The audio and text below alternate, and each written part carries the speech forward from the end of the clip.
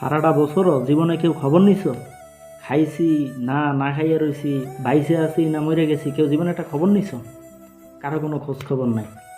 বিদেশে আজকে 60টা মাস পড়ে রয়েছি, কেউ জীবনে একটু খোঁজ নিছ যে কাজ কাম আছে না বেকার আছি, না খাইয়া মরতাছি নাকি খাইয়া মরতাছি, কেউ জীবনে একটা খোঁজ খবর নিছ? কোনো খোঁজ খবর নাই। সানরাতের দিন আইয়াই কিরিং করে মেসেঞ্জারে বাজ্যে ওঠে অগ্রিম ঈদের শুভেচ্ছা, ঈদ মোবারক। এই বেটা, তোকে দ্বারা কেউ ঈদের শুভেচ্ছা চাইছে?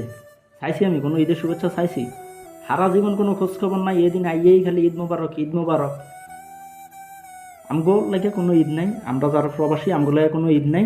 এখন তো করে খালি একটা কথাই বলতে ইচ্ছা করে, অগ্রিম ঈদের শুভেচ্ছা দোসাবেন না, আমাদের কোনো ঈদ নাই।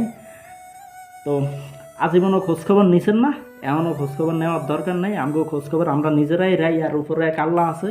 আমগো খোঁজখবর এই আমরাই রাখবো, নিজেরাই থাকবো, আল্লাহর বান্দা আল্লাহ দেখবো, এটাই চলবে। আমগো প্রবাসীর কোনো ঈদ নেই, আমগোর লাগে কোনো ঈদ নেই, ঈদ মুবারকও নাই, কিচ্ছু নাই। ঠিক আছে, আমগোরে কেউ ঈদ মুবারক জানানির দরকার নাই। যে যার যার মতো করে ফিরে থাকেন, যেমনি আসছিলেন আজীবন এমন এমনিই থাকেন, দরকার নেই আমগো ঈদ মুবারকের।